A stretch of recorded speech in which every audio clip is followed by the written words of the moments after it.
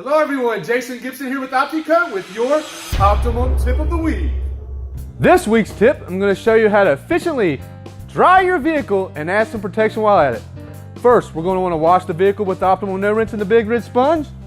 Applying the Optimum No Rinse to the vehicle's surface, allowing it to emulsify, encapsulate, and break down the dirt.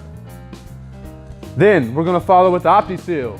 We're going to spray one spray of Opti Seal to the vehicle surface, and the Opti Seal is going to work as a drying aid, and it's what's going to be leaving protection on the surface as well. Then we're simply going to apply our waffle weave drying towel to where we sprayed the Opti Seal and work the Opti Seal over the surface while drying at the same time. Opti Seal is a drying aid! So there you have it, a quick, easy tip to help dry your vehicle and add some protection while at it. So stay tuned for more helpful tips, and until next time, have an optimum day. Optimum Tip of the Week.